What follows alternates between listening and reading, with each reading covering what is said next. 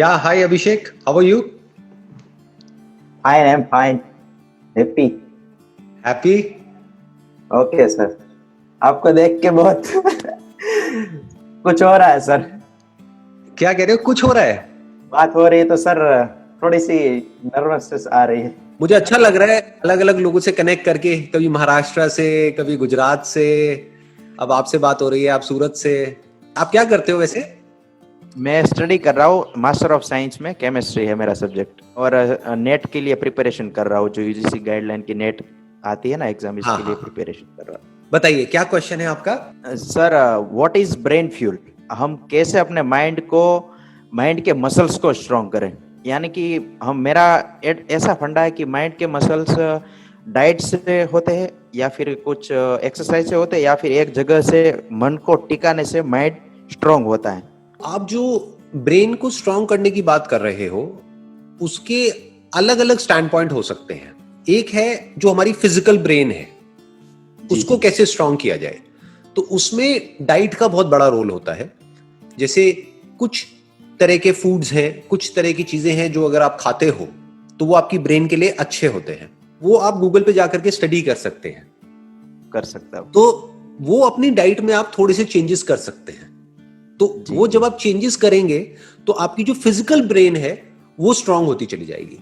अब वो ब्रेन ज्यादा अच्छे से आप उसको यूज कर सकते हो।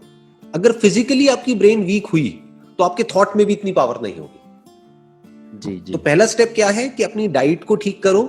आपको जो न्यूट्रिशन चाहिए आपकी बॉडी को, और ब्रेन ऐसा नहीं है इन आइसोलेशन है, यानी ये नहीं है कि ब्रेन अलग है और बॉडी अलग है। ब्रेन तभी ठीक रह सकती है जब आपका पेट ठीक रहेगा। इनफैक्ट गट का, यानी कि आपके पेट का और ब्रेन का डायरेक्ट कनेक्शन है। जी जी। आयुर्वेदा में यही खास बात है। आयुर्वेदा में कहा जाता है कि हर बीमारी का जो जड़ है वो पेट है, ना कि पेट ब्रेन है। है। क्यों? क्योंकि ब्रेन को जो भी चाहिए, जो भी न्यूट्रिशन चाहिए, जो भी कुछ चाहिए, जो भी केमिकल्स चाहिए सही से ऑपरेट करने के लिए, वो सब प्रोड्यूस कहां होते हैं? अल्टीमेटली हमारे गट में होते हैं। जी राइट? जी। हमारा स्टमक ही है ना जो फूड को एनर्जी। न्यूट्रिशन में, एनर्जी में कन्वर्ट करता है। अगर पेट ठीक है तो सब ठीक है, जी तो ब्रेन सर। ठीक काम करेगी। अगर पेट गड़बड़ है तो इसका मतलब ब्रेन में गड़बड़ है, क्योंकि ब्रेन की गड़बड़ को आप डायरेक्टली नहीं पकड़ सकते। तो उसको कैसे गड़बड़। ठीक करना है? अपनी डाइट के लेवल पे ठीक कर सकते डाइट। हो। उसके अलावा naturopathy is a very good option. Naturopathy के इंडिया में बहुत सारे सेंटर्स हैं जो बहुत ही कॉस्ट जी इफेक्टिव तरीके से आपको कुछ थेरेपीज देंगे, 3-4 दिन के लिए, 5 दिन के लिए, 7 दिन के लिए। उसमें आप बेटर फील करने लग जाओगे। जी जी। तो नंबर 1 वो है कि स्टमक की क्लीनिंग प्रॉपर होनी चाहिए ताकि हमारी ब्रेन प्रॉपर काम करे। अब जो दूसरा एस्पेक्ट है वो है कि हमारी थॉट की पावर कैसे स्ट्रांग हो, जी कि हमारी जो थिंकिंग पावर है वो कैसे स्ट्रांग हो। तो वो स्ट्रांग होती है रेपिटेशन से। मतलब व्हाट यू वांट इज, जो मैं आपकी बात करने के तरीके से समझ पा रहा हूं, आप चाहते हो कि जो भी आप कर रहे हो उसमें आपका माइंड या आपका थॉट इतना स्ट्रांग हो जाए कि अगर आपने जी सोच लिया मुझे करना है, तो अब आपको किसी भी चीज से कोई फर्क ना पड़े। आसपास में जो भी कोई कुछ कह रहा है उससे आपको फर्क ना पड़े। राइट? फर्क ना पड़े। राइट। यही आप राइट चाहते सर। हैं, है ना? हाँ। जी हाँ। तो अब ये कैसे पॉसिबल हो पाएगा?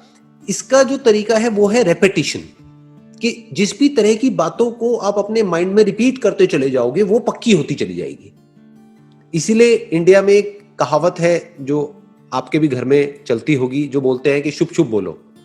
सुनी जी होगी जी आपने, है ना? जी जी। कि मुंह हाँ। से उल्टी सीधी बातें मत निकालो।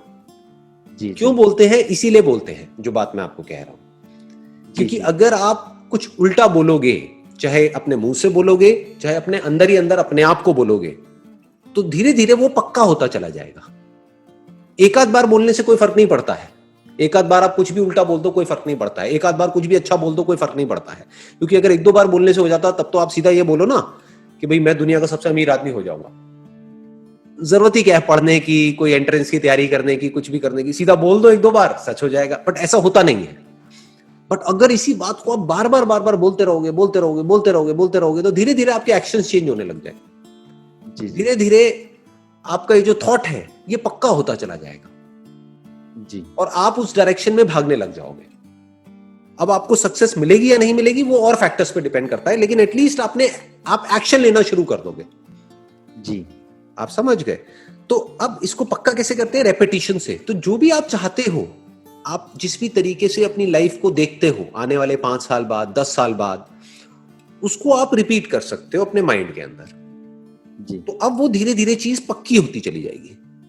अब यहां पे एक चीज आपको ध्यान में रखनी है, जो लोग गलती कर जाते हैं, वो है कि आपको जो भी आप चाहते हो उसके आउटकम के बारे में नहीं सोचना है। ये नहीं सोचना है ओके कि ओके जो होगा, क्योंकि वो आपके हाथ में नहीं है।